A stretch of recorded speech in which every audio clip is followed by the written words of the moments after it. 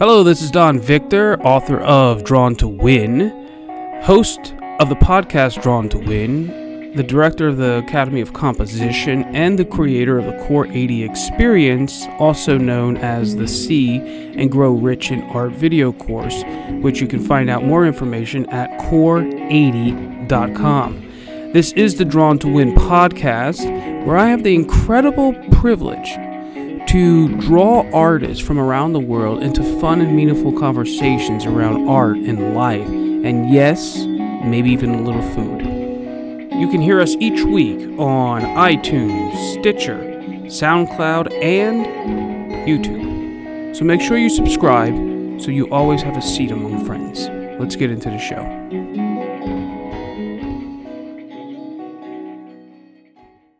Cool. Holy Spirit, we welcome you to this beautiful conversation about light and depth, and take us deeper, give us more light. Miss Debbie, welcome you into the conversation. Hi, Victor. How are you doing? Good. So, this is our second time, because the first time we had a technical difficulty. And so I was asking you your accent. Where are you from? So I'm from England. I was born and bred about 20 miles north of London, and probably spent a great deal of my time trying to escape the country and look for new horizons. So I spent quite a bit of time abroad. And then in the last 10 years, I decided that actually home is where the heart is, and I came back to England. Did you ever, so you did travel outside of England before? Oh yeah, quite a bit, and lived abroad for quite, long periods of time. Like what's live abroad for like an English person? So I spent 2 years in France, in Paris, and I spent 3 years on and off in India, and I spent 6 years in Indonesia. What? I know, really? It's mad, isn't it? That's incredible.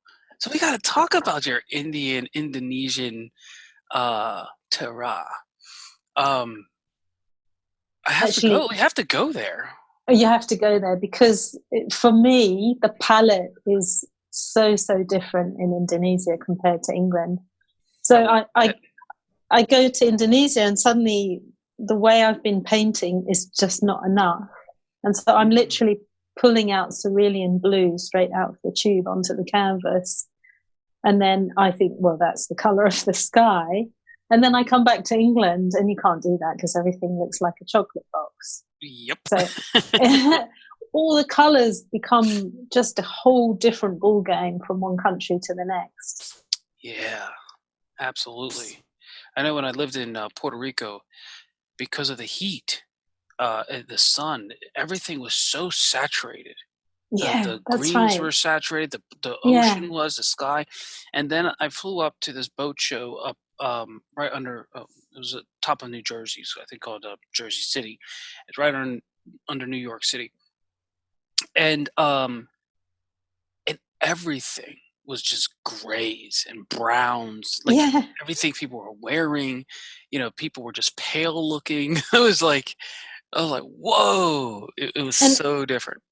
And have you noticed that when you go from different hemispheres, the light changes? The whole way the light plays on things, and the color of it, and the way it interacts with everything is so different from one place to the next. Wow. And so now, your palette now, is it more of that Indonesian influence, or is it kind of like, did you find something in between the London and the Indonesian? But the thing about being in Indonesia is it taught me how to be courageous with color. So, before I reached Bali, so I lived in Bali for 6 years, I had this sort of, not muted, but just a dulled down palette compared to what was really happening in front of me. So I had to really teach myself to be brave, and it took me a while to pull out that cerulean blue and put it straight on the canvas. But now what it's done for me is to make me really look at things and discover color in things that may not be, blatantly obvious as it is in, say, Bali. So I'll look at landscape, and I'll look at trees, and I'll really discover color. Like color is so important for me, and I'll look into landscape, and I'll start creating colors to make the landscape more approachable, if you like. That's cool. And when you're doing that, do you feel that the landscape is talking to you, or the light is talking to you, or the color is talking to you? Like, where's that conversation occurring? It is. It's like what you start building a relationship, and it's almost you're building your confidence about how you relate to it. So instead of it being so solely observational, it becomes, like you say, a conversation where the conversation starts to twist and turn and take on a different nuance and take on a different meaning. So whereas before it could have been just observational and I'm just trying to get as accurate as I can, now it's more about, okay, when I use this color, it takes on a different meaning and a different flavor and offers a new viewpoint and a new, it's like a new food, if you like. It's like nourishing yourself and nourishing the landscape. You add more color to it, you know. It's awesome. That's so great fun. That's great fun. Huh. Sorry, you got me thinking like food, no, and color. This is what I was thinking. You're observing let's say the landscape, right? And so that's your perspective of it. But then the landscape, in a way, observes you because now you're a guest in its domain, right? And then there's the painting, which is this conversation of the two, but the reality, it's kind of like if you have a child and you feed the child, Snicker bars or sugar, the child will begin to form itself in a certain way, right? Primarily round and round. Yeah. But if you feed it, let's say, vegetables and protein, well, then all of a sudden it becomes healthy and beautiful and shiny and strong, right?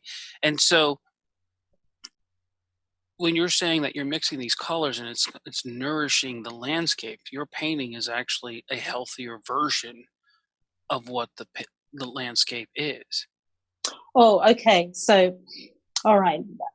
Okay, I'm going to add something else to the table, which makes the big difference. So, cool. You're saying that the landscape is now observing me. So, what I'm saying is that the landscape is present, and the observation is between me and the light. So that actually the light is observing me, and I'm observing the light. The landscape is as it is, but when the light hits it, things happen. Like that's when the nutrition comes in. That's when the nourishment comes in. That's when the flavor comes in. It's like you're making the soup and then you're adding, the herbs and the spices. So for me, the moment the light hits the landscape, then you've got everything to play for and everything to learn and every kind of conversation to have as you keep painting, which just makes it an absolute joy to participate in. That's very beautiful. That's cool. Oh, thank you. I like that. So when you're doing a landscape, do you prefer to look straight forward, down, or up? Okay, so this is the interesting thing, is when I came back to England, I didn't know I wanted to paint trees. But what happened is that I would have an absolute passionate desire to paint, but I'd have to keep looking for subject matter. And I knew I loved the natural world, but I didn't know where I was going to work with it. In Bali, I was painting lots of wild animals in their natural habitat. And when I came back to England, it's just a whole different ballgame. I don't have that sort of rich flora and fauna available to me. I have just a whole different ballgame to look at. And so what would happen is I'd be painting I'd find a subject matter. I'd paint 3 canvases at the same time, just getting really passionate and really involved in the subject matter. And then it's a bit like finishing a really loved novel. you kind of go into depression afterwards because you feel like you've lost something. You close the book and it's like, oh no, where do I go next? You know, I was in this state of confusion every time I finished. I'll do like batches of 3 paintings and then walk around for a month looking for the next subject matter. And then one day I suddenly thought, well, why don't you just paint trees? Because, you know, they're going to feed you forever because they're everywhere and they're all different shapes and sizes. And so I came upon this idea that I want to paint trees, but I don't want to just paint trees as in the landscape. So I would find trees that I could look straight up and look at them against the sky, because it was the pattern and the shape that I was really fascinated with. So I'd find these huge ancient trees and look up, get a massive crick in my neck. But that's what I used to paint. And I did that for about 2 or 3 years and just went upward, because there were 2 things. One is that it's the angle we never look at. And number 2, these are, you know, beautiful things that we never get the full extent of how huge they are. You know, the hugeness of them and the beauty of them, we never get to really kind of see, if you like, because we're always on ground level looking across. So for me, the angle was always up for like 2 years. That's all I did. And then I did seriously get a crick in my neck, and I thought I have to stop doing this. Okay. And I came to an absolute standstill, didn't know what to do, until a friend who was a photographer came and hung out with me in Cambridgeshire, and we just walked around taking pictures, and her pictures involved her lying on the ground and looking across a huge spread of landscape. And suddenly she opened up another door and I just saw a different angle to paint. So did you start lying on the ground, or you just start taking photographs? One extreme to the other. I started doing things like, you know, when the snowdrops come out, the first flower to wake up before, just after winter, is the snowdrop. So literally I would plonk myself on the ground to view the snowdrop, but see the light coming through into the snowdrop from the trees or the forest or the woodland behind it. So that, like, for me, that was an exciting process to see that emergence of new life coming out after winter. That's beautiful. That's cool. I thought you were going to say, yeah, I started carrying a mirror around and laying underneath the tree. Oh, you did? I did that. I tried that. I broke a few. I was going to say that. You got to be careful with that, right? You can break some. Yeah. So.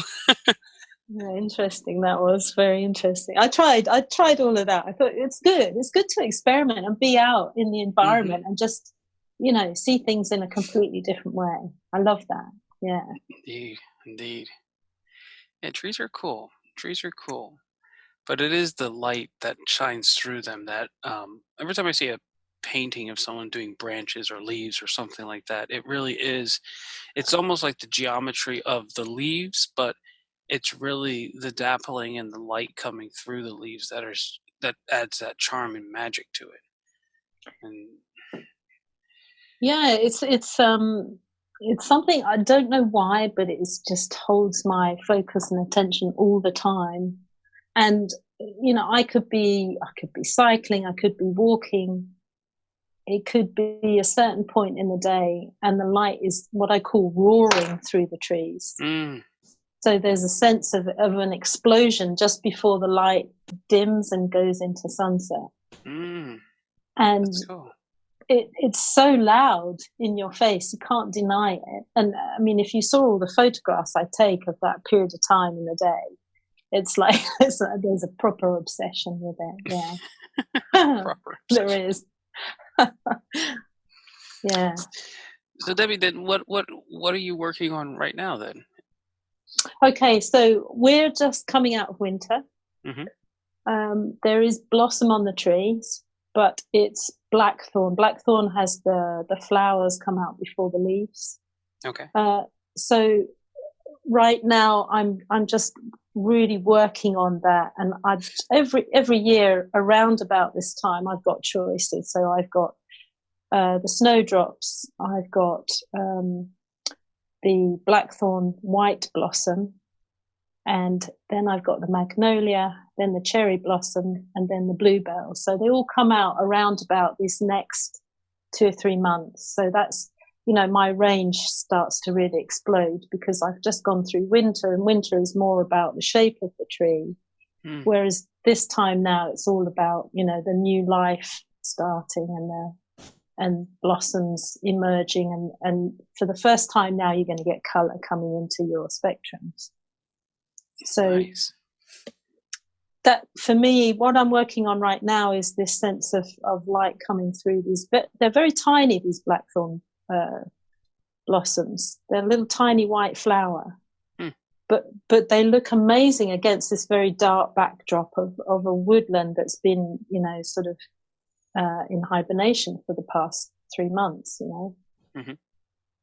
So it's very exciting. I love that sort of feeling of newness and beauty. There's a lot of beauty in those flowers.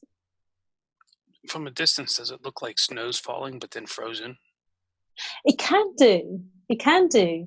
It definitely has, a sense of, it's like a tingling, like a tingling in your fingers where it starts to wake up after it's been asleep. Can't think of any other way to put it, but yes, it is. That's nice. And then, so how did you discover that you were into art? Well, my mum was a wildlife artist. She's really? a really successful wildlife artist, but she had this cottage in the middle of a village kind of in the middle of nowhere. It's in a valley in Hertfordshire, and it's got literally 360 degrees of trees. Like every which way you look, there are trees and woodlands and forests. And that was my playground. So I grew up with my mum sitting at her table painting, like the most tiniest little hair of a mouse with a single haired brush, to get the most amount of detail. And her paintings were beautiful. And I would be, it was a very much an outdoor life, so mum was always outdoors in the garden or she's painting. So we had a big, big garden. And if the garden was too small for my head, then I'd be out in the woods. So, and we had big trees in the garden. So I'm a bit of a tomboy, and I'd climb to the top and I could see the whole village. And, it was like my playground. Trees have always been the playground for me. And I never realized that until I came back from Indonesia and couldn't figure out what to paint. And then I looked back at all of my previous work and they all had trees in them. And I thought, oh yeah, I have always been painting trees, but didn't realize it. Yeah, trees are beautiful. Every time I want to go convey an idea, right, about like human relationships, I always start drawing a human. And then I'm like, it's too cliche, right? And then I just push. And then it always comes out to like, I end up drawing trees. Yeah. And and I just came to this conclusion maybe about 2 weeks ago. I'm like, well, maybe I should just embrace that, right? Like it's because these trees always pop up in my work. So trees are very, very cool. It's a really beautiful thing that you say, and something that's really close to my heart, because what I find, the more I start observing trees and the more I spend time taking time to observe trees, the more I start to learn about human nature and also our participation in the natural world. Like for some reason we get this idea that, we as humans are separated from the natural world because, we kind of create our own world adjacent to the natural world, and then we become a problem for the natural world. Mm-hmm. But actually, on a very deep level, we're so connected to the natural world that we forget. Yep. And I feel like, me being out in the environment and painting it is the reminder for myself and hopefully for others. Yep. But also, if you start thinking about the tree and what it means, we are so implicitly connected to trees on so many different levels, emotional, physical, mental. You could use a tree for an analogy for your whole life. Mm-hmm. You could use it for your hopes and dreams. You could use it for your survival. You could use it for all sorts of different aspects of the way you choose to live. And it's an amazing teaching tool.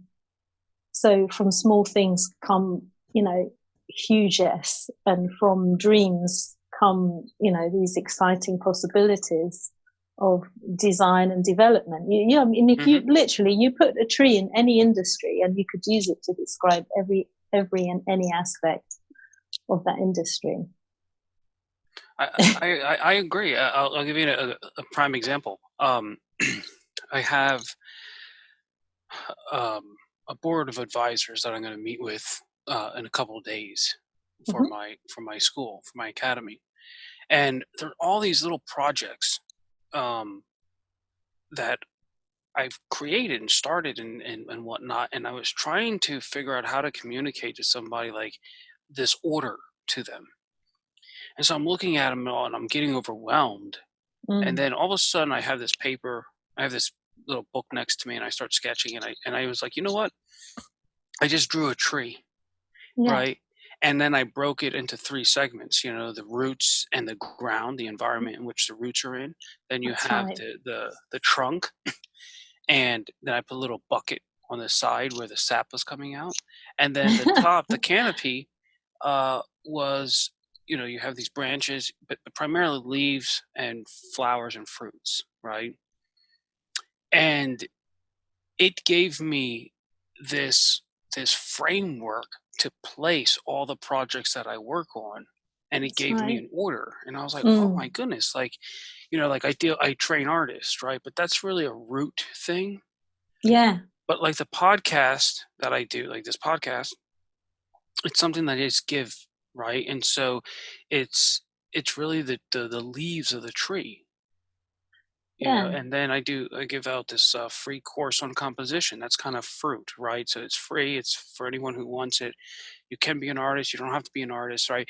But if you eat it, you're going to grow. It's going to sustain you, right? And so I was like, and then like when I'm dealing with like collectors or buyers, I'm kind of more in that trunk area or artists. And then I was like, well, what's the sap in the tree, right? And the sap is just it's composition, like how you compose your artwork, and that's the sap that runs from the fruit, through the branches down the trunk and into the ground. It's like that's the connector, and it was just like, whoa! I saw everything so clear once I could map it to this tree, and it was like, okay, this is cool, very, very cool. It kind of so see, it's interesting you put it like that. So it's like it's your relationship with nature. So it's inbuilt, it's integral to you, and it's innate. And you using that language means you're already there because you relate to it, and it comes very easy. It's like a flow, and that really is our relationship with the natural world. It's like a flow. It feels right, and it feels nourishing, and it feels easier when you start using it as a language. And it's a shame that we don't use it more in business. But I mean, I use it as a tool to teach, because I love teaching. I love teaching like human awareness and things like meditation and art, of course, teaching art. But I really love using the natural world as a way for people to focus in on themselves and build awareness. And it's much more easy to do it with the natural world than it is to do it with just, say a cup. You focus on a cup. No, it's not enough. The human spirit is huge. So to work with nature and to work with trees, it's just got so much depth and possibility.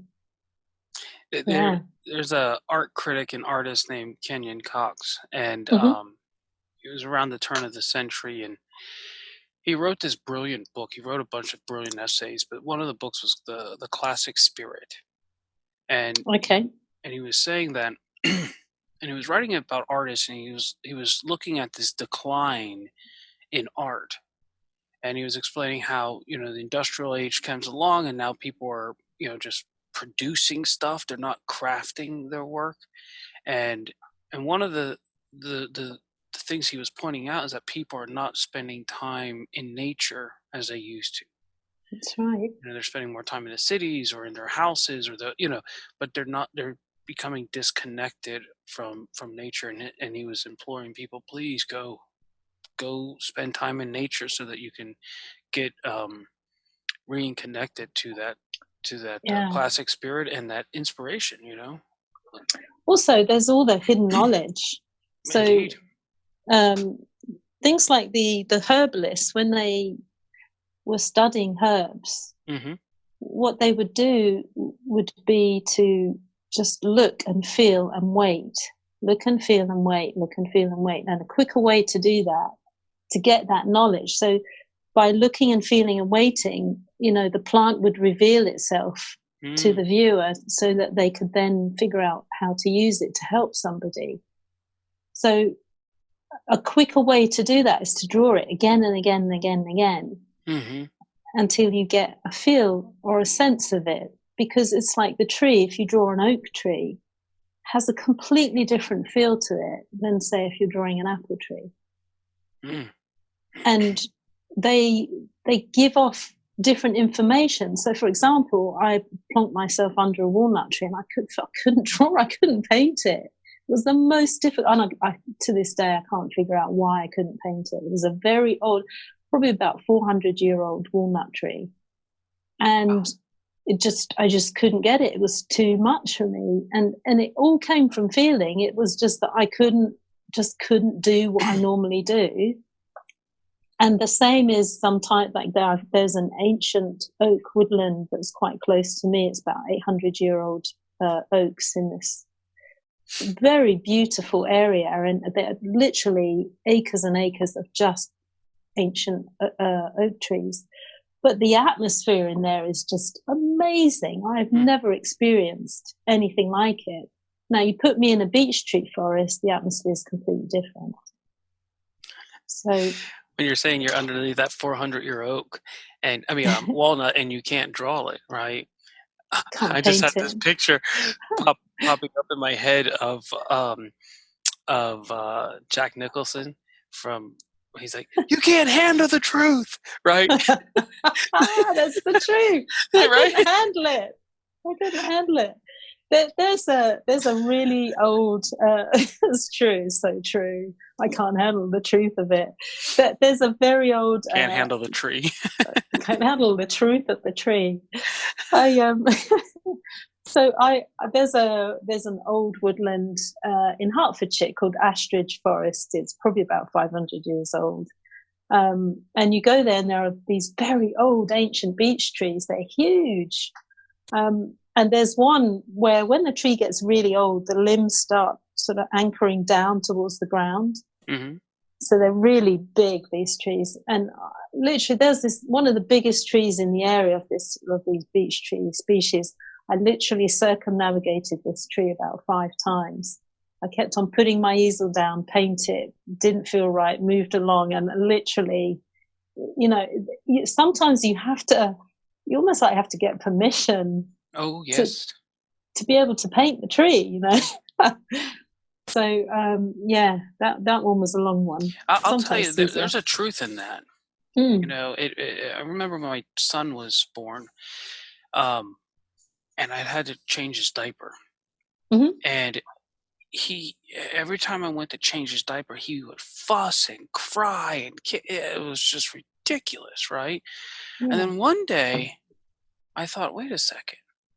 In a weird way, here's this child, and this big creature is ripping his clothes off, right? and changing them. And so I just lean in and I say, hey, buddy, can I change your diaper?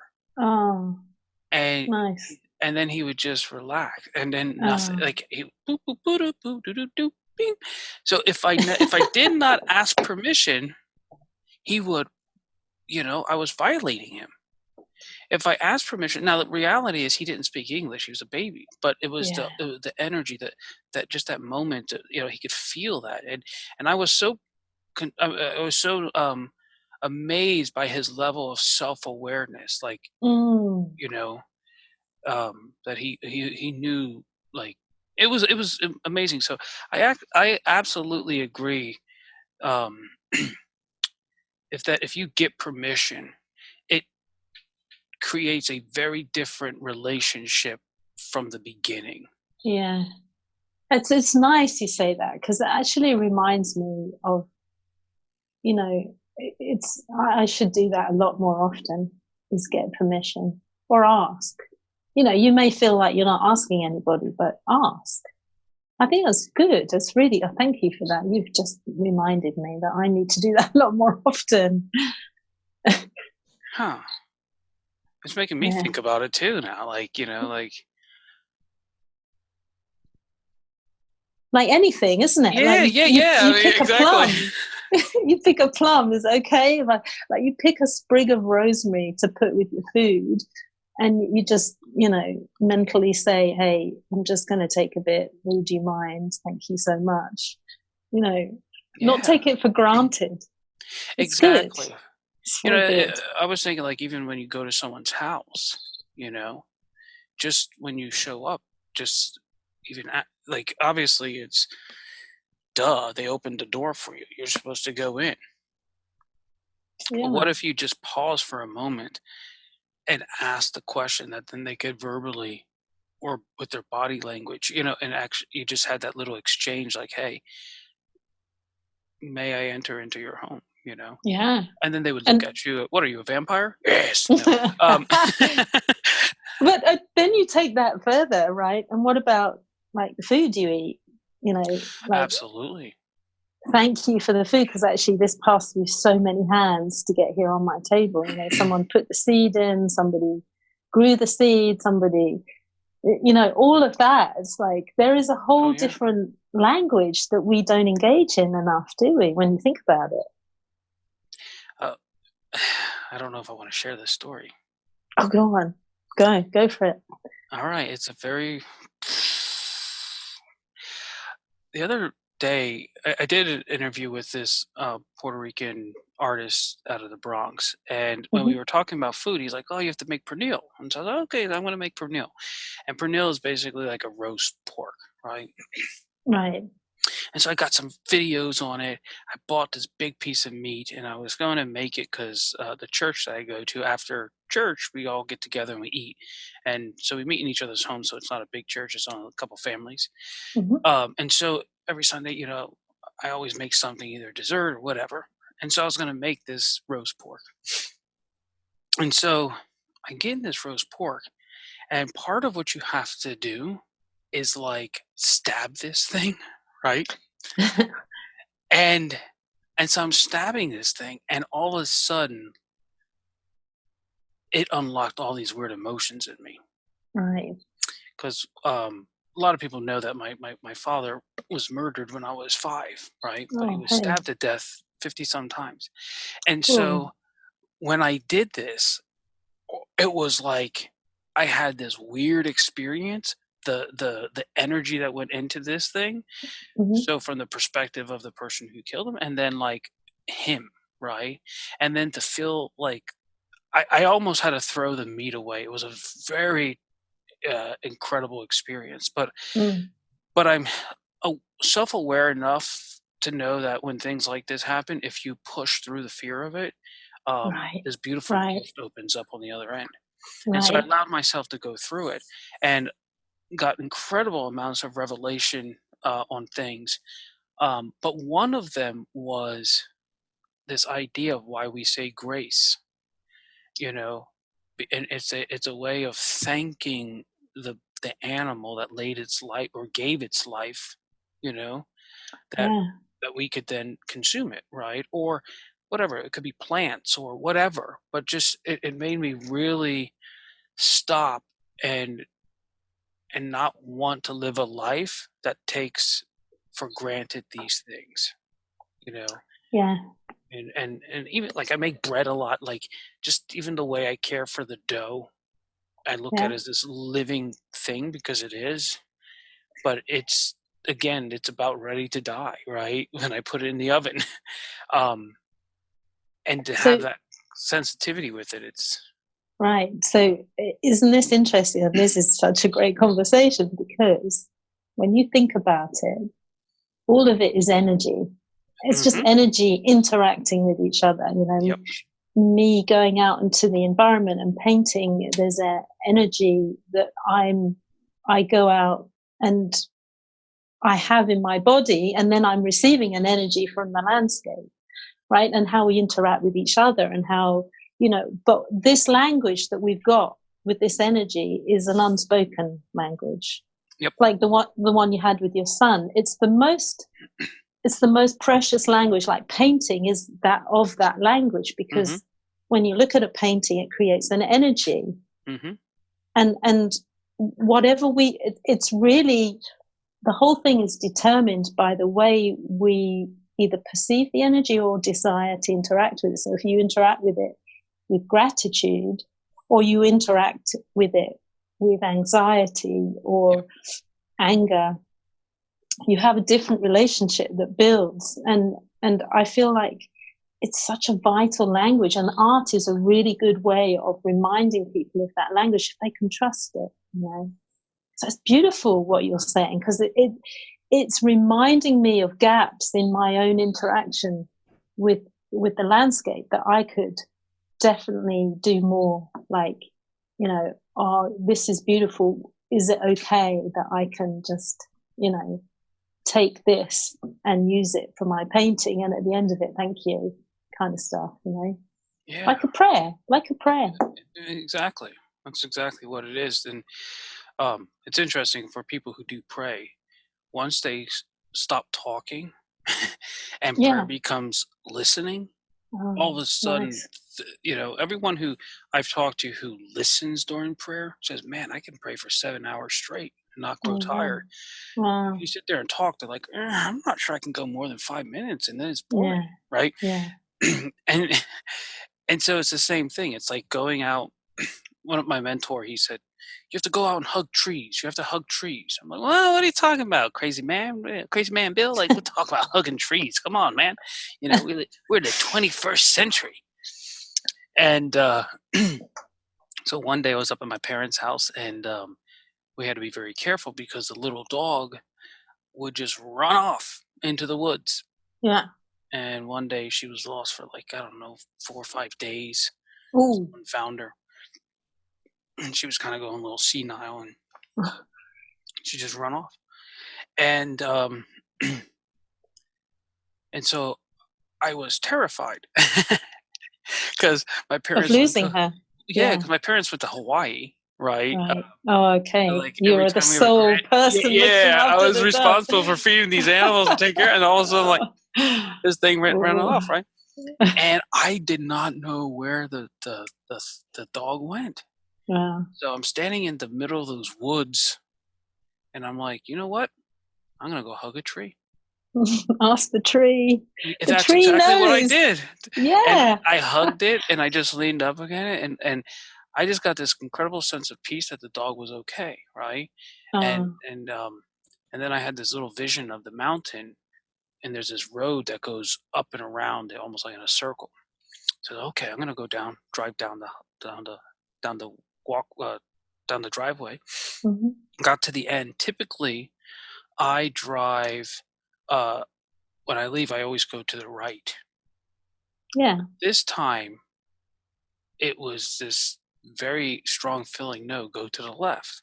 And so Mhm. I drove all the way down, didn't see the dog, came all the way back up, and right around the bend, right before I came back up to my parents' house, there was a dog walking down the street, right? Wow. And if I would have went the other way, the dog would have been behind me. I would have never met up with it, right? Yeah. Yeah. And I was just like, okay. So I called Bill, found the dog, the tree worked. He did That's so funny.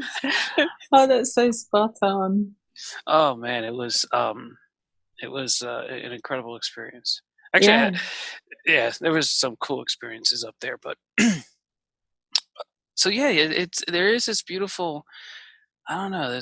Like you said, it's all energy, and it's tapping And in it's an because unspoken language, which I feel yeah, like that is our relationship with the natural world, hmm is an unspoken language which is always available to us. We just have to remember it. yep. And I think, if I'm honest, that's why I paint. It has to be. You can see it daily. One of the things I teach artists to do when they're trying to conceive ideas is I say, look in front of a mirror. Like, let's say you want to tell a story about joy, right? Hmm. So I say, record yourself or look in a mirror and tell a story. Pick a story that inside you that is a story about joy, right? But don't worry about the words you're using. Be just Hmm. hyper conscious or videotape yourself and tell the story. And then go back and don't listen. You can put it on mute, Hmm. but just watch your body language. And the body language will move. If you say a certain word, your hands will either come and gather together or it will go out. And if you just watch the body language visually, it'll give you the compositions that you need so that when someone looks at the thing that you're painting, they say, ooh, for some reason, I feel like this is a picture of joy. Even though it's Wow. just a painting of dogs' feet, paw prints in the mud, Yeah. right? But it's joyful, Yeah. and they don't realize that what they're really looking at is body language, right? So it's like it's kind of a preparation, isn't it? It's always a preparation hmm before you go for it, and that's a nice thing. That's really good. Yeah. A lot of times, if you're going to paint something, you never want to just paint it one off, right? And I was No, you reading want to have something. a relationship with it. It's all part of Absolutely. it. You want to Yes. learn from it, and you want to you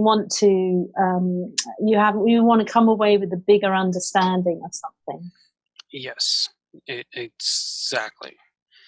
There's a intimacy there, a depth, um, in a way you want to court it, and be Yeah. courted. And you don't, these are the things, like these are the sensitivities that the artist has to develop, you know. Um,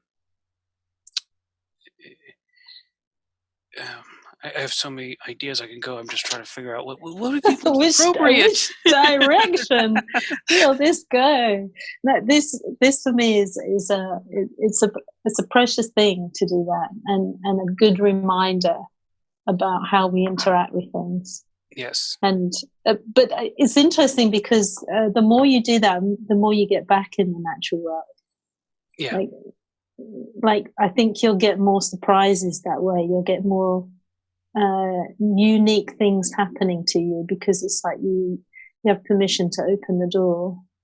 And isn't it about growing your art? Isn't it about, like, you might go into the same environment for years, and like, I've got an artist friend who lives on the edge of Forest of Dean, which is a very old ancient woodland, in England, and he's all his life since he was a boy, he's never moved. He's been in the same place his parents were, and he just paints the trees. But his response to that has changed over the years, and the way he painted then to the way he paints now Yes. is he's just got a bigger relationship with his environment. His relationship has grown just through that simple experience of being in the environment. It's incredible. It really is. It's. I saw a video the other day of trees swaying in the wind, right? Mm-hmm. Like Yeah. just looking at the canopies. Yet the trunks don't move, but the tops do, right? And there's this beautiful balance between this graceful softness of a tree and then this strength and movability of it. And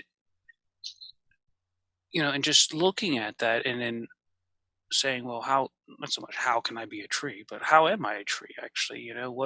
What is the spirit or the energy that animates that thing, Mm. and how can I be more like a tree, you know? I suppose also it's to do the tree. There's two parts of the tree. One is it has to be rooted, that we can't move, but and it needs to get its sustenance from being rooted. But there has to be a part of it which is adaptable to its surroundings. So it Yes. has to sway in the wind, otherwise it will break. Yep. So yes, in a sense, we need to feel grounded and connected with the earth, but we also need to be adaptable to what's happening all around us all the time. There was this a few weeks ago we were talking about something in this little church meeting, and I left. I was a little frustrated, and because I just felt like the consciousness of was too low. Right, it wasn't high enough, and so I was trying to figure out this frustration, right? And so I just went to my drafting table and drew out this very long composition, vertically long. And what I was seeing was that if you looked at the bottom of the trees, because they end up being all these trees, right? So I drew all these trees, but they were dense at the bottom. It was almost dark because there was no light down there, and the spacing that the people at the bottom who were gathering the fallen fruit, right? They were all bent over, and all they could see was maybe the 3 feet, maybe a meter in front of them, right? Like what was directly in front of them as they were picking up the stuff that was falling off the tree. And it was very boxy and very heavy and very grounded, aka very practical, right? But then as your eye went up the tree, it began to curve, and then all of a sudden you see this guy sitting at the top of the tree, and he's eating the fruit. And then you see this other guy many, many trees away, and he's up there and he's eating the fruit. And then you see a third guy very, very far away. And so there are these guys who decide, I'm going to climb the tree. It's risky up there because now these things are swaying. You could potentially fall and die or get hurt.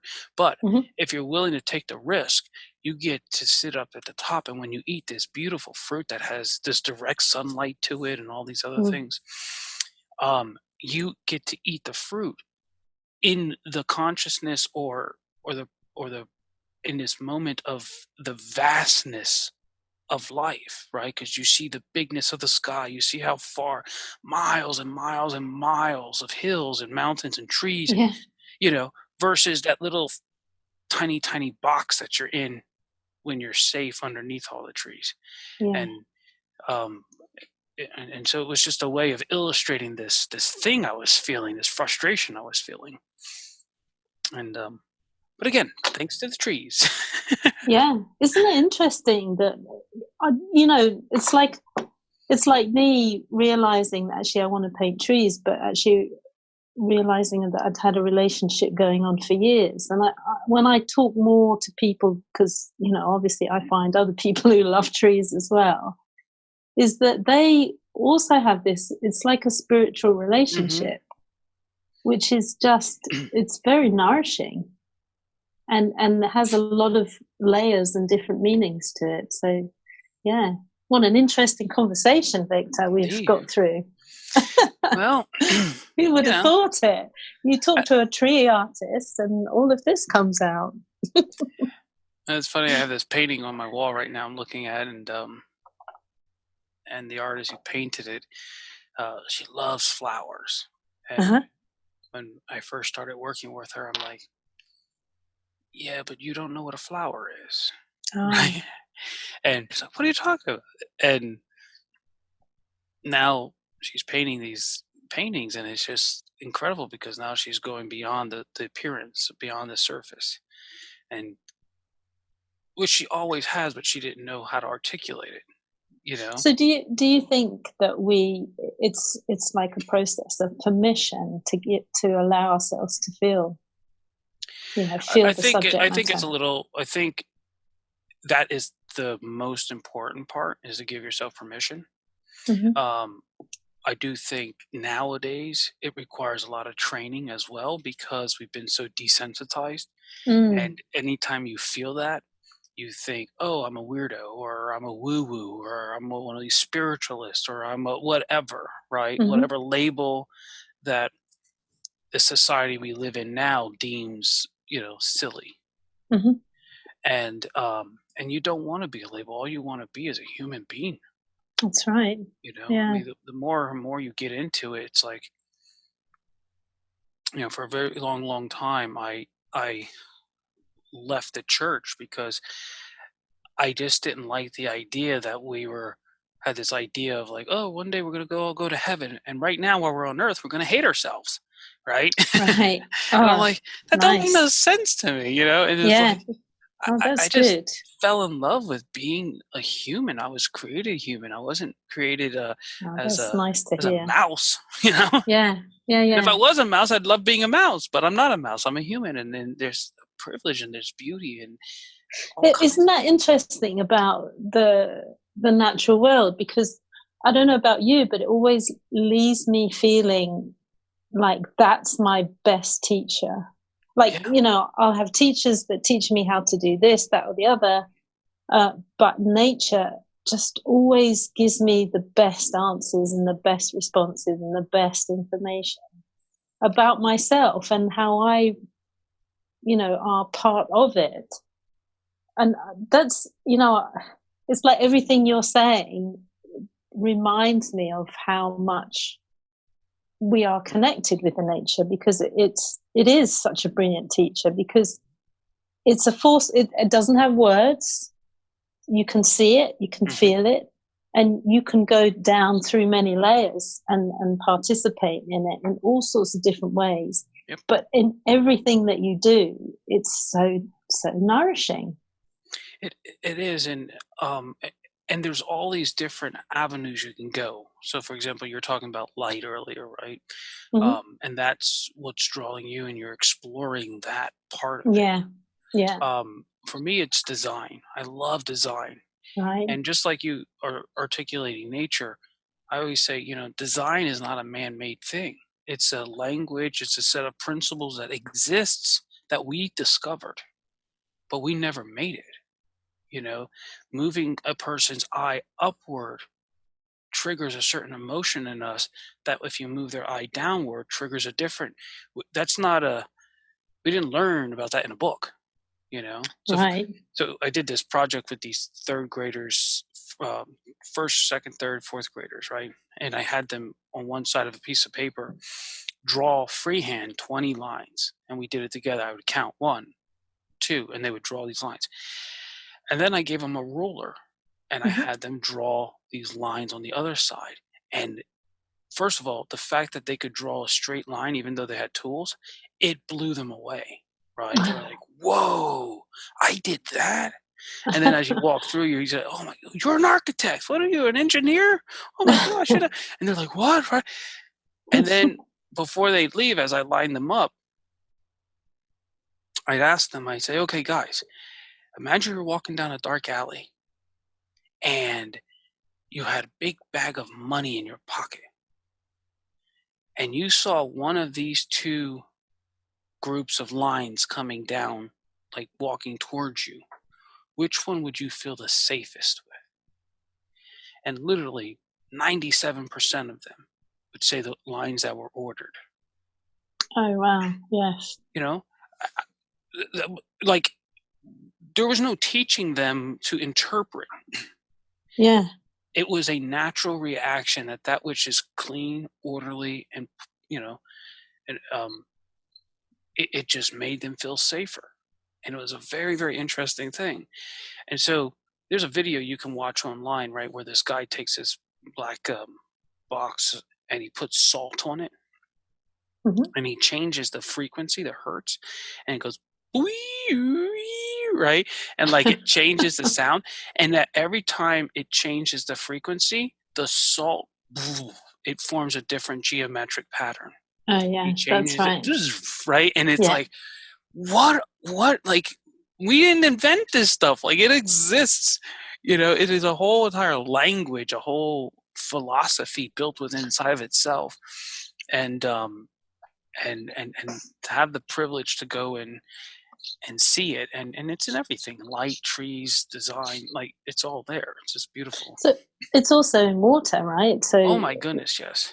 you could start that conversation about the water, but I suppose I think the biggest thing that I feel about this is that there is a lot to be learned by just being in the nature and waiting and observing and giving yourself permission to, like you say, listen.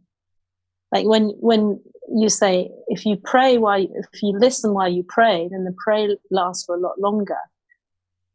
But if you keep talking and you're not listening, there's less coming to you. So it's this interaction, isn't it? It's mm-hmm. about giving and receiving and having an openness in yourself in order to have that conversation. Yeah, like you just said, it's about learning how to receive it, and that's a very hard thing for humans to do. Even though that's what we're designed to do, is to receive.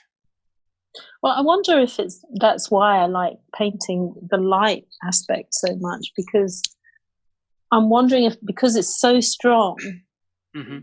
there is no opportunity but to listen, because it's such a hugeness about it that it creates, like they call it the gaps between the worlds. So sunset and sunrise, when the sun is coming down to the point at which it disappears, there's a kind of a magic, there's a stillness, mm-hmm. Both in the morning and in the evening. And that's the parts at which the part I like to paint, just at the break of dawn or the break of day, or the end of the day.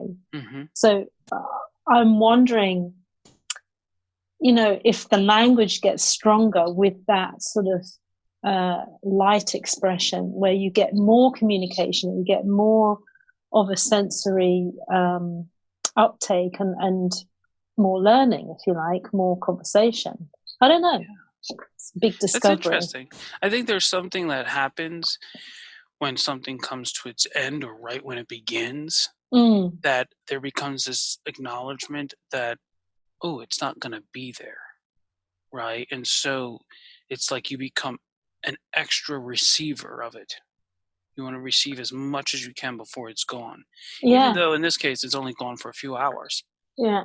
But then, like, in the morning, you break, you wake up and it's like you want to go and receive again, right? Like, yeah. And this is and so I think I think also if you think about it in terms of energy, the light being so intense, like you said, at 3 o'clock, you kind of want to just go inside and hide under a sheet and go to sleep, and just have a rest. It's not the same, is it? No, it's just too much. It's too much. It's too intense. Yeah. When it reaches the point at which it's about to go, there's something very special happening at that point. Yeah, it's it's funny at that time of dusk when the light's going down. Yeah. They say it's the time in which the most car accidents happen. Oh. And if you own a car that's red, usually your insurance is higher, because I always thought it was because red car, you drive faster. Sportsy, yeah. But it's because red cars are the ones that get into the accidents the most. And so someone would ask, well, why would that be? And so one day I was driving, I noticed, looking at the red cars at a distance, and I was like, oh, they're so hard to see. Because if you took the color out and you just translated them into values, a red is a 50% gray. Okay, when the light shines off it, you mean? Yeah. And so at that time where it's not dark, it's not light, it's right there in that middle, the values of the cars, it becomes very hard to see them, because they kind of, even though red, you see the red, but we're really looking at values, right? Mm-hmm. And so the lightness or the darkness of the car kind of blurs and almost disappears into the sky. like into the light, and Oh, and so they that's become very, very interesting. hard to see. Yeah. Yeah. So white stands out really nice, especially at that time. Yeah. Yeah. Greens do, but That's interesting. but it's interesting. I always like the values because it's a different way of finding the intensity of light Yes, outside of color. that's absolutely true. Yeah. Yeah. How do you mix your paints? Like do you do a lot of mixing? Are you primarily just squeezing out of the tube? Like No, I spend a long time mixing. I'll basically I'll mix the color on my palette until I'm really, really clear that that's the color I want. And I won't just, like when I first started painting, I'll literally just throw color at it, but that color is very specific. So I'll know what colors I want to make, and I know what they are and how they relate to each other. And I might even mix 2 or 3 colors on the palette to see how they sit with each other, to make sure that, I've got the right contrast and the right resonancy and the right degree of intensity or not. And then I just literally, my canvas is an absolute mess of color. So no form. I never draw on the canvas. It's all color just thrown in, and I'm thinking about the light, and I'm thinking about the color around the light. I'm thinking about how the light flicks off foliage and creates another intense color, and the transition of light from one area to the other, how that shifts and changes. So you see when the light spreads, it might be a pink, or it might be this phthalo green, and you think, how did that get there? But I'm going to put it in because I want to see what it looks like when I put it on the canvas. And then I just slowly build up contrast and create form out of the color. So color is massive for me. Massive. Yeah. That's beautiful. And do you listen to music when you're doing this? I because the way you explained it sounded very much like music and dance, and I just kind of two things happen. One is I'll either I might pretty much listen to a podcast, which happens to be Drawn to Win with Don Victor. That's right. It's absolutely true. Listen to a podcast because sometimes the energy of the painting is so intense, I have to give myself a break. Nice. And I have to do it by not engaging too much with the painting. So sometimes if I'm listening to music, then I have to have the music close to my head, like with earplugs in, so that I'm with earbuds, so I can really get lost in it. But that, interestingly, can massively take me away from the painting. Makes total sense. But if I'm listening to a podcast, it's almost like, I'm going to go back to the analogy, my feet are planted in the ground. It's kind of holding space with me, and I can be with my painting and not get like music can seriously knock me out of balance, and because it's so powerful. It's interesting because you're the first person who ever said that it could knock you out of balance. But so many artists that I talk to, they paint with music. But either way, I've always wondered, what did the old masters do? They didn't have radios, Did they hire a group of people to come and play music? I used to sing. And so maybe it's something a little more like what you're saying, like their level of concentration on what they're doing. It just makes you think, get rid of all the noise, and then it's just you in it, right? Yeah. How much more would you be able to hear? It's tricky. It's very tricky, because if the music is really good, it can really affect me, and then I'll get lost in it. And sometimes perhaps that's a good idea. That's a good thing, because it might lead me down avenues that I haven't explored yet. Or it might take me so far away from what I'm painting that I wouldn't even know where I'm at. It's like, it has a strong effect. Yeah. That's cool. So do you paint outside a lot, or you paint inside of a studio? So I do both. I really love painting outside because you really then have the interactive experience, and I go out and I do a lot of stuff outside. So I walk a lot, and I'll do qigong, where I'm actually out in the forest, and I can really just absorb all of the light and the feel of it around me, and watch the sun come up and things like that, which is a lovely feeling for me. And I like to try and translate that into the painting. But yeah. So did you develop your ninja skills in Indonesia?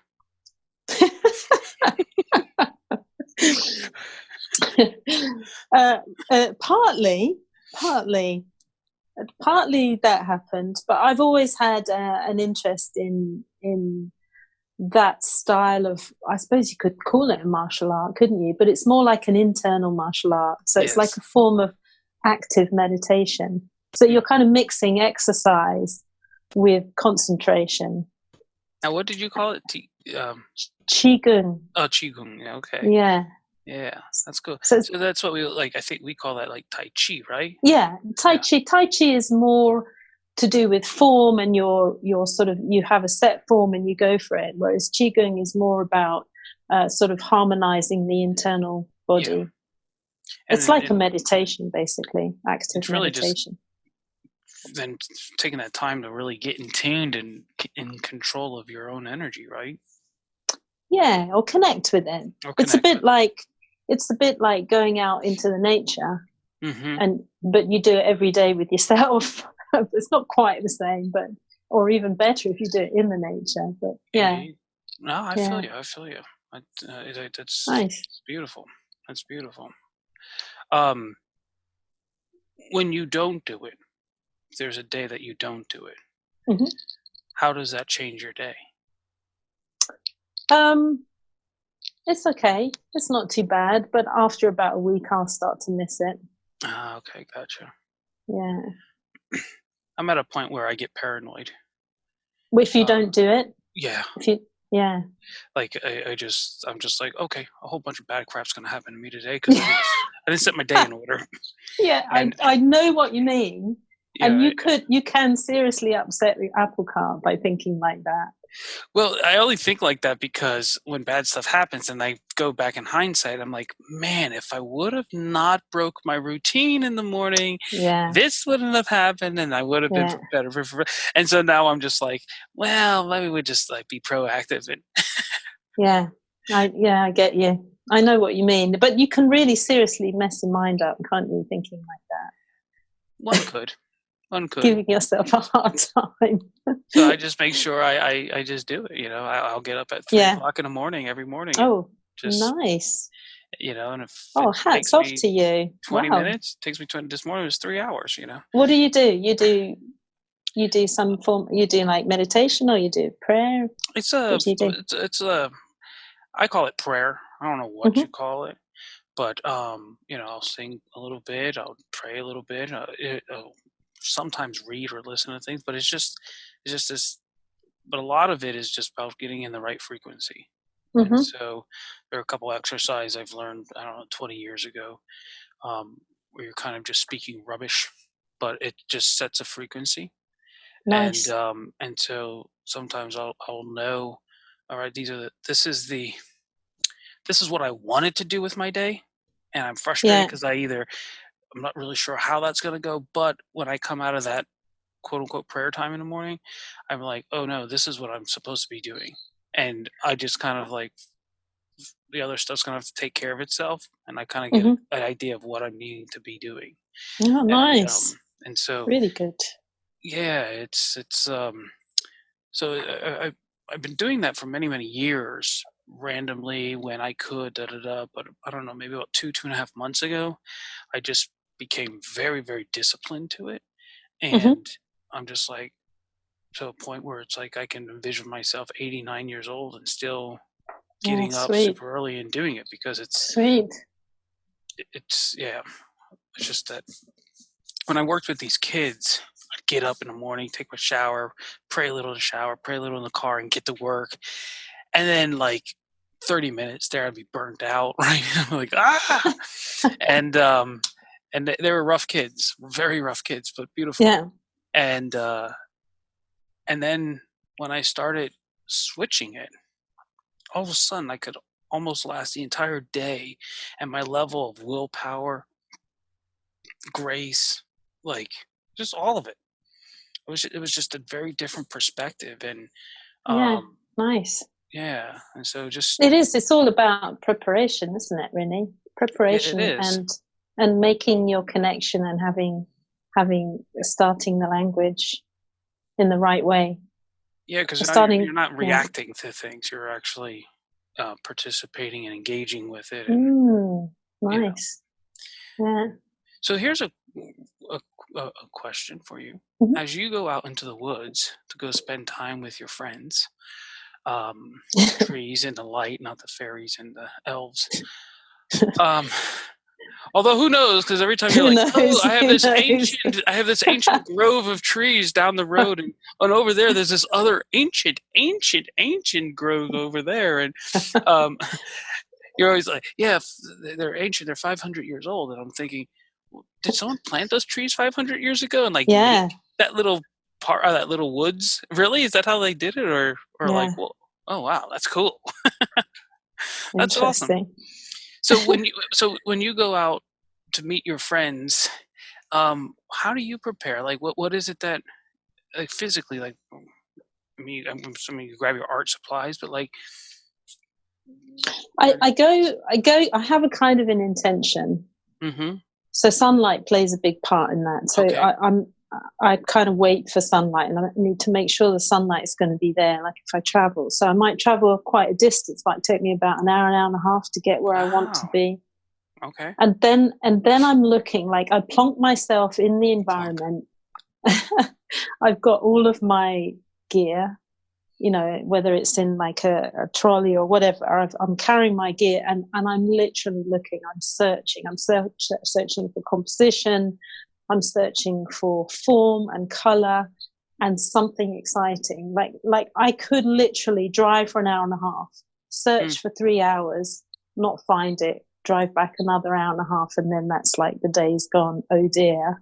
That can happen.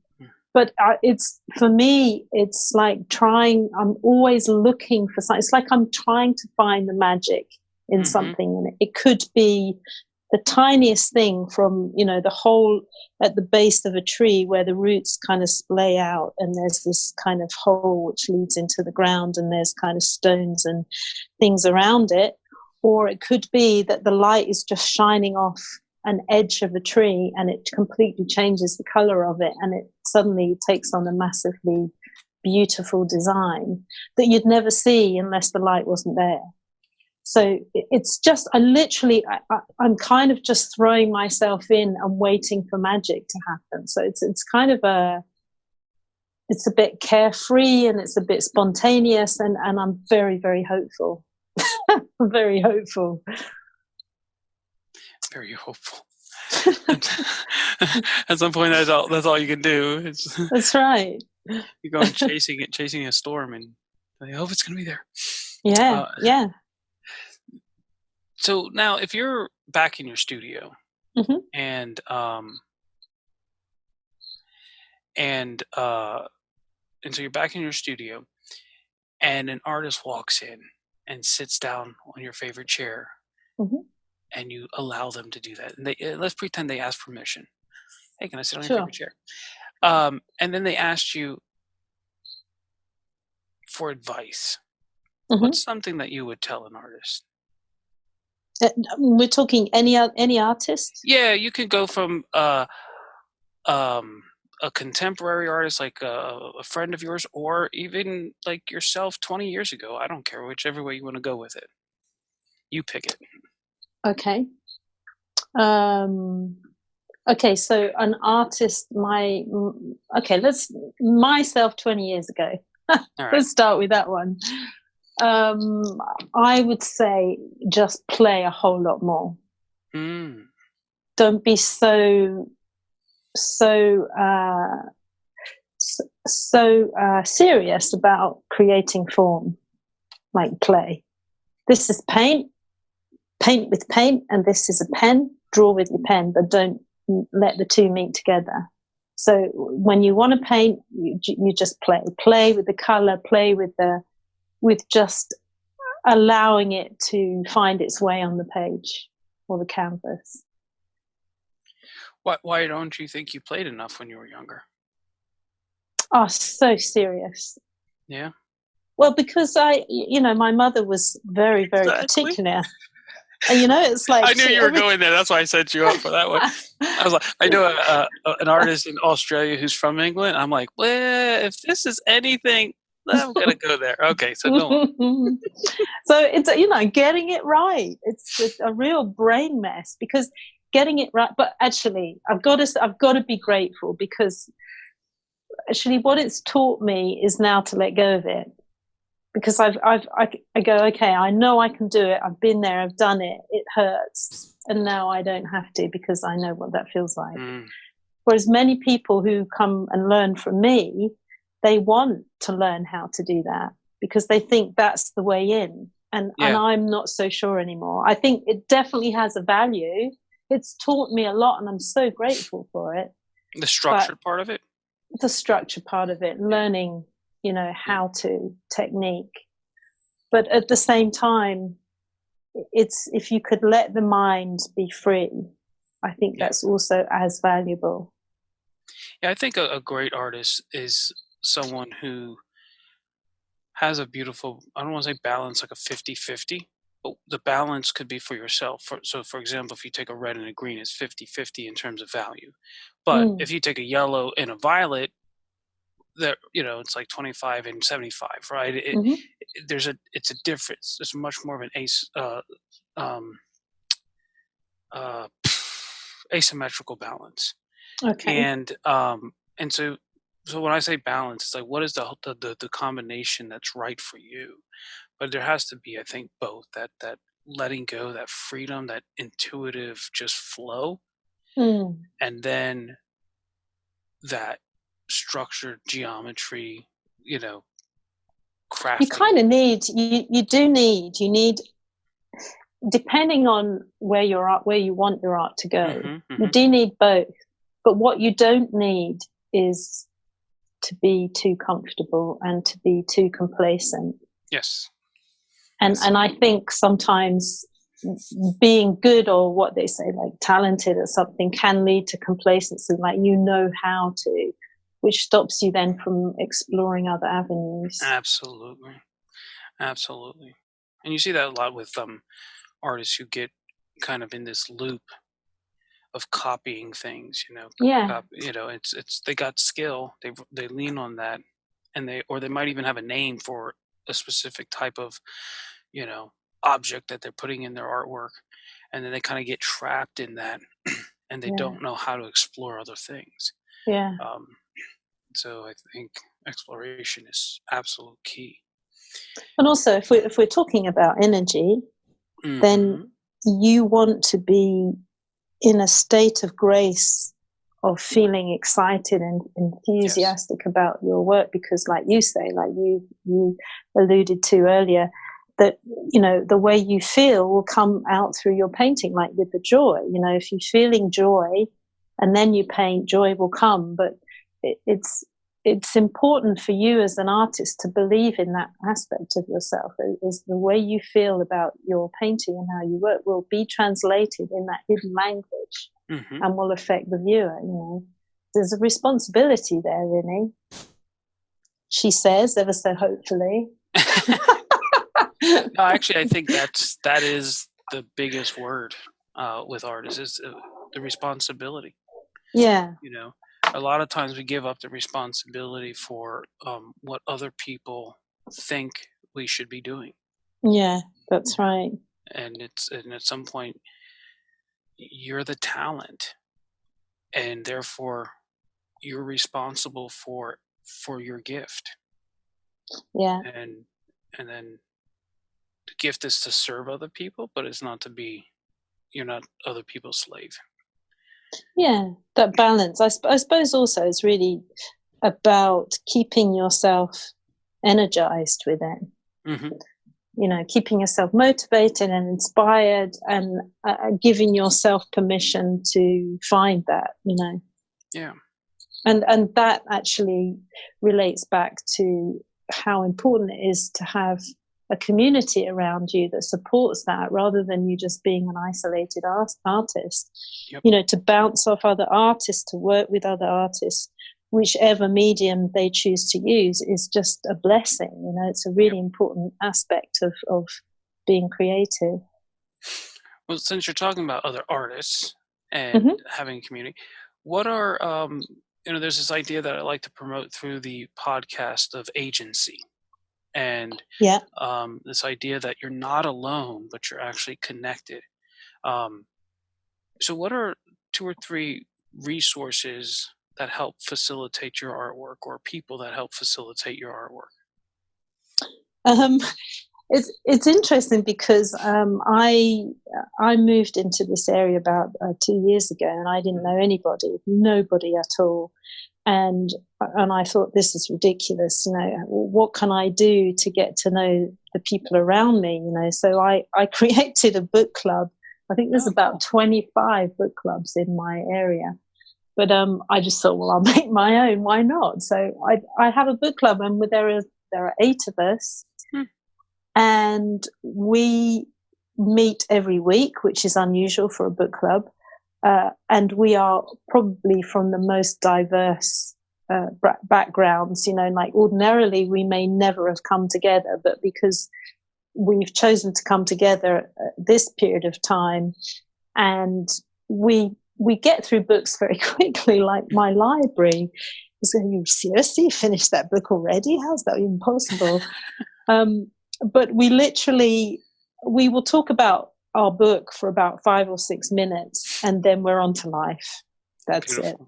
That's awesome. And we have such a great time, and yet we're so diverse, and that's so nourishing for me, because it's so entertaining, and it's creative, and it's fun, and we're always thinking of new things and things to do together, as a group. So it's great. I love it.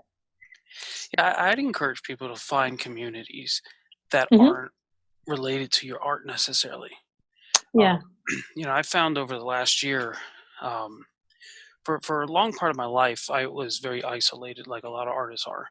Yeah. And I was very conscious and self-aware of it. I was like, okay, I know that I'm going through this phase, and it's probably going to last me 20 years. But it was important to kind of delve inside myself. Yeah. And now I'm in a different place where I'm going out and reaching out to people. And one of the things that I realized over the past year is that if I diversify my associations, then I end up feeding all of these different aspects of myself. And so I don't inappropriately start mixing different things with different people, right? And so I have my little church friends. So when I'm at school, I don't want to be talking about church. Like I have my art friends. So if I'm over here with lawyers, I don't need to be talking about whatever it might be, right? Like it's just, and when I stepped back, I just felt far more healthier. And I don't want to say spreading myself out, because you don't want to spread yourself out too thin, but spreading yourself out and connecting. Having these different communities that you can exercise these different parts of yourself, right? Yeah, totally agree. So outside of your book club, is there any other resources that are important to you? I have made a sort of a collaboration with a local country park that is, I just have a very nice relationship. I go and teach classes there, but it's a charity that looks after 3 areas in Cambridgeshire, and I love going there. It's a bit of an oasis in the middle of a lot of agriculture. There's lots of trees, there's lots of flora to look at, and it's just a beautiful place to be. And I have a lot of connections through there, so I'll give exhibitions, and people who go regularly to the park know me, and we have kind of a really nice connection. There are people who live on the park who know me. I've given talks there and I've given classes, and it's like I've built a relationship with not just the environment, but with the people who come and interact in the environment. And I really find that nourishing. That's fantastic for me. That's awesome. Yeah, it's good. It's really good. Yeah. Nourishing. That leads us to the most important question of all. Yes, indeed. Debbie, what's something that you love to eat or cook?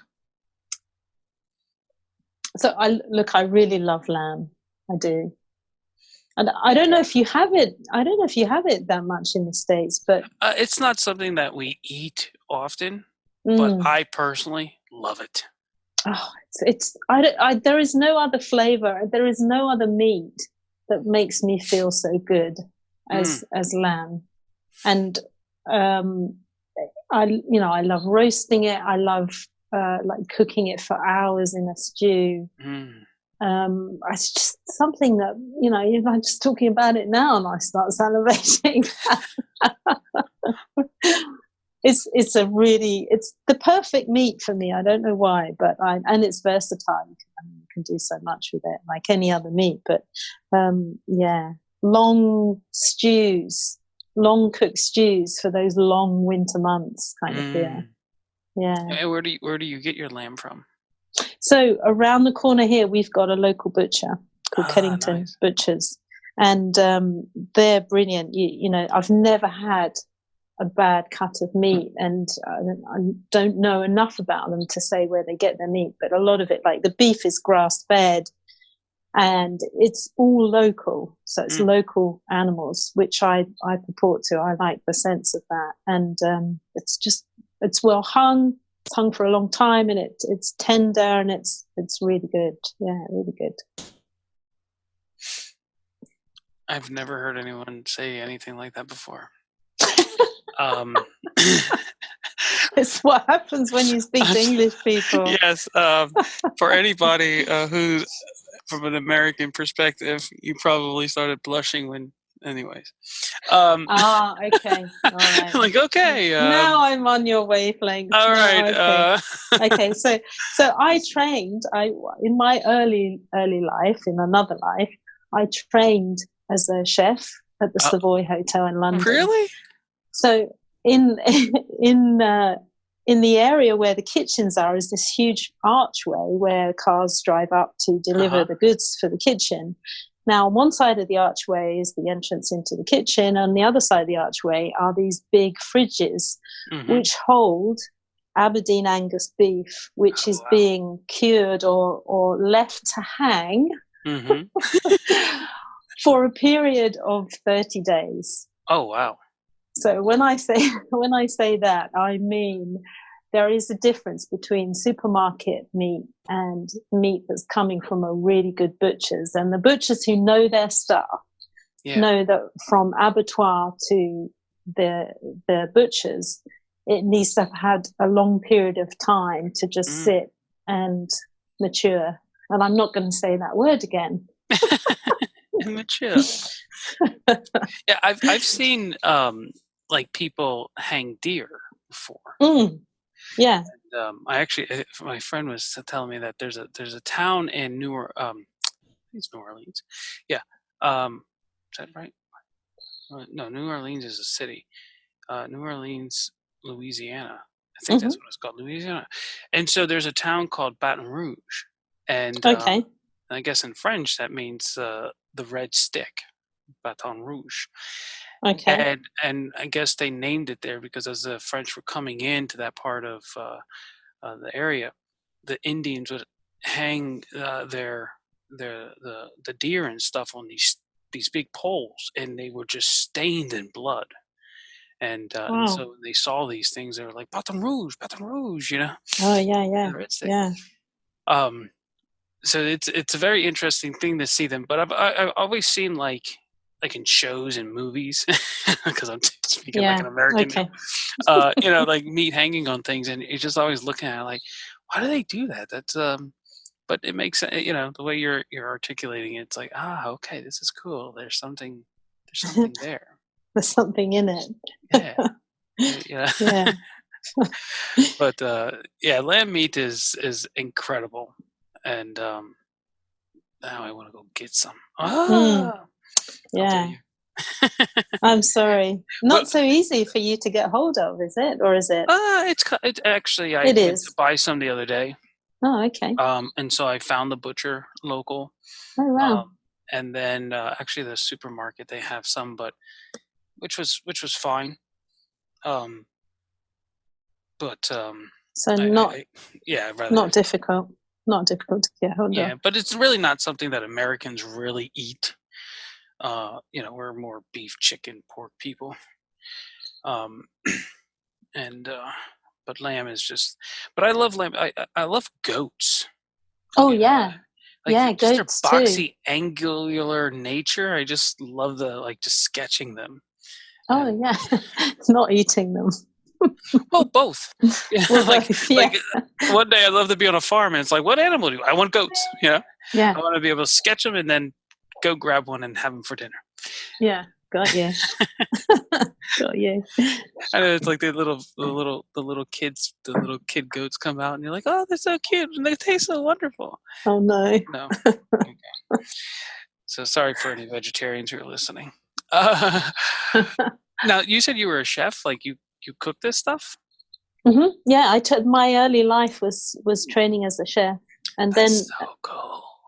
Well, I worked then for 3 Michelin-star restaurants in London. Wow. And then I went and lived in Paris and worked with a really chateau dessert patisserie. And then I witnessed my patron, the guy who owned the patisserie, excuse me, have a minor cardiac arrest. And then, oh, I've got a cough. Need some And tea? yes, I do. I do need tea. Take some tea then. Take some tea. Yeah, so I saw him have a minor cardiac arrest, and then I thought, I can't do this anymore. I need to go and take care of. I was more interested in helping people after that. So yeah, I quit. After that, after I saw that, I quit. Wow. And I went and studied nutrition. Really? Yeah. Wow, that's cool. And so are you still in that business then? No. I went full time as an artist. I promised myself that I'd paint since being a little girl. I just knew that there was going to come a point where I wanted to do it 100%, and that's what I decided. Yeah. Here's my final question for you. I'm kind of curious about your mother. Mm-hmm. What does she think about you as an artist? So she passed about a year ago, and she has done nothing but support me in beautiful. everything I've ever done. That's been okay, but she always wanted me to go back to painting, like just a very silent witness, not asking, not suggesting, just waiting. And then what I did when she got much older is I produced a contact sheet of all my paintings, and then every time I sold one, I'd put a little red dot next to it so she could see how I was doing, and that was her way of kind of witnessing my evolution as an artist, coming back into my own creativity, which was really lovely to see her sort of, have that before she died, before she passed away. She could see that, she could literally see how well I was doing. That's awesome. Yeah, it's very sweet. Now, do you have any children? I do. I have a son. Yeah, I have a son. How old is he? He's 18. 18. He's a little man now. He's definitely a man, yeah. And is he into the arts as well? He is going to study transport design. So that he's definitely creative, but in a completely different way. But more like an engineer type of way. Yeah, more like he's a petrol head. He loves cars. Definitely. Yeah. That's so cool. Very, very cool. Very cool. Well, that makes me very happy to see that you have those generations. That they're pursuing this creativity, but in different routes. That's very, very cool. Very cool. Cool. Thank you. So, if anyone wants to contact you, how can they do that? So there are two ways. You can email me at debbiebaxterart@yahoo.co.uk, and you can come through me via my website, which is artdkbaxter.com. And either way, you'll find your way to me if you want to. All right. Well, I'll take those and add them to the show notes. And it was incredible talking with you. Oh, you too, Victor. Thank you so much. Thank you so much. It's really actually, you've woken me up to something else I needed to add to my working day. Asking permission. Indeed, right? Indeed. I'm going to be more conscious of that myself. Nice one. Thank you so much, Victor.